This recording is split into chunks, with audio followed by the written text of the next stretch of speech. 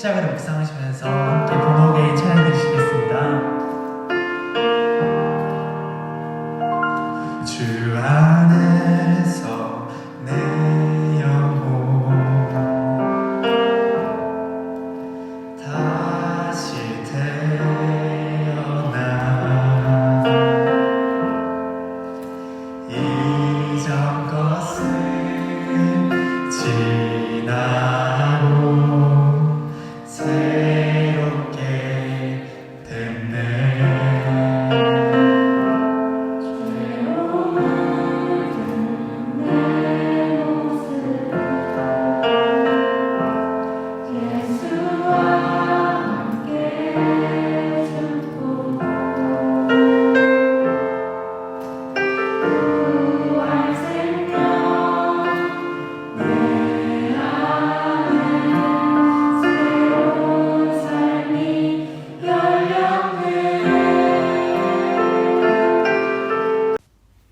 할렐루야. 오늘은 웨스터민스터 대의요리 문답 제23문입니다.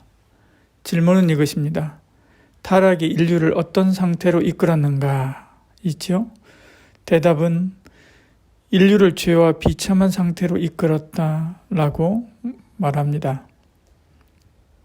타락 이전의 인류는 무지하고 완전하며 본래적인 의를 지닌 상태였습니다. 그런데 죄가 들어와서 비참한 상태가 되었지요. 로마서 5장 12절에 말씀합니다. 한 사람으로 말미암아 죄가 세상에 들어오고 죄로 말미암아 사망이 들어왔나니 그렇게 말씀하죠. 사람이 죄를 지었으므로 사망이 모든 사람에게 이르렀다라고 이야기합니다. 비참한 상태에 있기 때문에 어쩔 수 없이 죄를 지은 것이 아니라 죄를 지었으므로 비참한 상태에 이른 것입니다. 환경의 영향으로 죄를 지은 것이 아니라 죄의 영향으로 악한 환경에 노출된 거지요. 아담과 하와의 타락은 가시와 엉겅퀴를 내는 땅의 타락, 곧 환경의 타락으로 이어졌기 때문에 그렇습니다. 지금도 범죄 심리학자들은 범죄자는 타고나는 것인가 아니면 환경에 의해서 만들어지는가 의견이 분분하지요. 짐 바르도의 스탠퍼드 대학 한 건물에서 이루어진 감옥 실험은 환경이 범죄자로 만드는 것 같이 보입니다. 모의 감옥을 만들고 9명 간수, 9명은 죄수를 시켰지요. 2주간 죄수놀이를 시켰는데 결과는 놀라웠습니다. 간수는 악날이 졌고 죄수들은 무기력해졌지요. 이 실험은 환경이 사람을 선하게도 악하게도 하는 것처럼 보입니다. 그러나 미국 하버드 대학의 제임스 폴른 교수는 테드 강연에서 자신을 스스로 사이코패스라고 고백하면서 사이코패스의 유전자는 정상인과 다르다라고 말합니다. 70여 명의 사이코패스 유전자를 분석했는데 MAOA 유전자가 사이코패스 성향을 가지게 한다라고 말하죠. 한마디로 죄는 유전된다는 것입니다. 사실 우리 현실에서 죄의 DNA가 죄를 짓게 만드는 것인지 상황이 죄인 되게 만드는 것인지 분간이 안 갈 정도로 서로 긴밀하게 영향을 주지요. 사실 환경이 먼저인가 성향이 먼저인가 라는 논쟁은 닭이 먼저인가 달걀이 먼저인가를 이야기하는 것과 같습니다. 그러나 이 끝도 없는 대화에 확실한 대답이 있지요. 성경은 닭이 먼저라고 분명하게 말씀하는 것처럼 죄와 환경 중에 죄가 먼저라고 분명하게 말씀하고 있는 것을 보지요. 죄와 상황은 긴밀하게 영향을 주고받지만 근본적인 해결을 원한다면 근본적인 원인인 죄의 문제에 우리는 집중해야 됩니다. 죄의 싹은 사망이요. 하나님의 은사는 그리스도 예수 우리 주 안에 있는 영생이니라 이렇게 말씀하죠. 그런데 우리는 죄보다는 환경에 더 관심을 많이 가집니다. 돈이 더 많으면, 더 큰 힘을 가지면, 더 많은 지식을 가지면 이런 비굴한 거짓말을 안 하고 살 수 있을 것이다 라고 생각하지요. 도둑에게 부족함 없이 살게 하면 도둑질 안 한다고 생각합니다. 성범죄자를 교육하고 성욕을 억제하는 약을 투여하면 다시 죄 짓지 않는다고 생각하지요. 그래서 형벌이 아니라 치료가 필요하다라고 말합니다.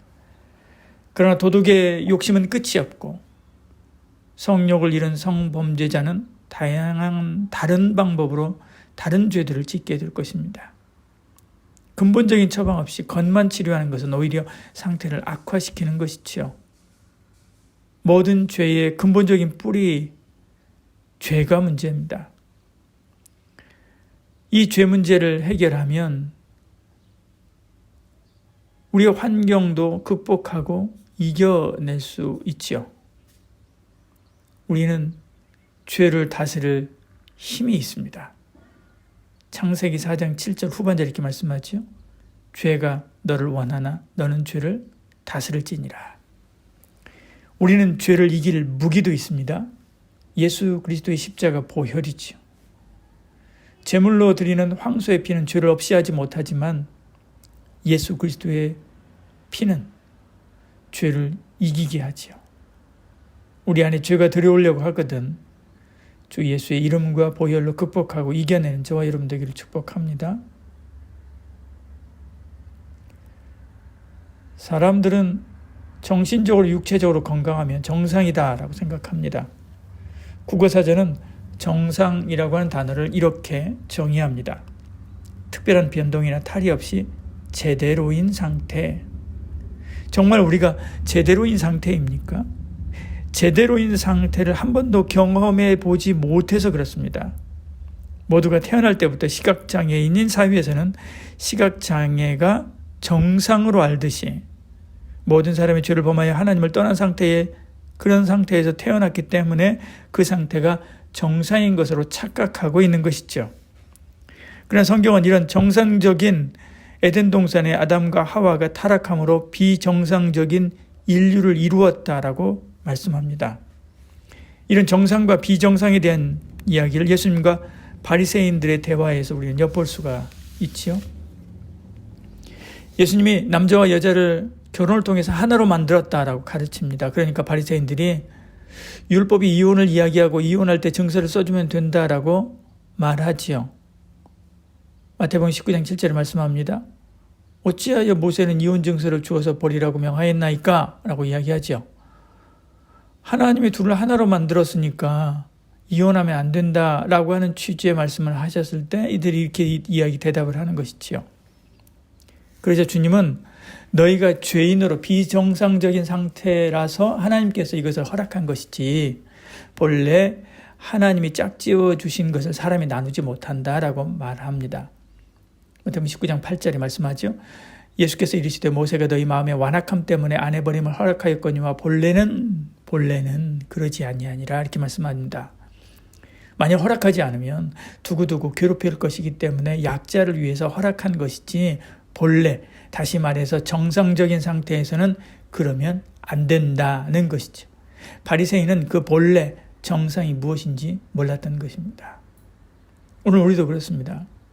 사람들은 본래 정상이 무엇인지 잘 모릅니다. 사람은 누구나 다 죽으니까 그것이 정상인 줄 알지만 그렇지 않습니다. 영원히 살도록 지음받았습니다. 아이를 출산할 때 아픈 것이 정상인 줄 알지만 그렇지 않습니다. 본래는 그러지 않았습니다. 관리하지 않은 땅에 잡초와 가시가 무성하게 자라는 것을 정상으로 알지만 그렇지 않습니다. 본래 에덴 동산은 그렇지 않았습니다. 인생이 고난이고 아픔이고 눈물인 것이 정상이라고 생각하지만 그렇지 않습니다. 본래는 행복하고 아름다운 삶을 살도록 지음받았습니다. 그 본래를 모르기 때문에 그 본래에 대한 동경도 없고 현재 삶에서 벗어나 영원한 나라에 대한 꿈도 없는 것이지요. 그럼 우리는 그 본래를 압니다. 성경을 통해서 배우고 믿음으로 알고 은혜로 그 세계에 가는 길도 알지요. 바로 예수 그리스도입니다. 본래의 세계, 저 천국을 사모하며 우리를 비정상으로 만든 죄를 십자가 믿음의 힘으로 이겨서 내 안에, 내 가정에, 내가 사는 세상에 그 본래의 하나님 나라를 이룩하는 저와 여러분 되기를 축복합니다. 기도하겠습니다. 사랑이 많으신 우리 하나님, 우리와 함께 하사 본래를 볼 수 있는 눈을 허락하여 주신 것 감사합니다. 그 본래를 동경하게 하시고 그 본래에 천국을 소망하는 저희들 되게 하여 주시옵소서. 비정상적인 이 세상을 향하여 울고 기도하며 그것을 정상적인 상태로 바꿀 수 있는 예수 그리스도의 십자가 믿음의 능력으로 세상과 싸워 이기고 하나님의 나라를 건설해가는 저희들 되게 하여 주시옵소서. 예수님 이름으로 기도합니다. 아멘.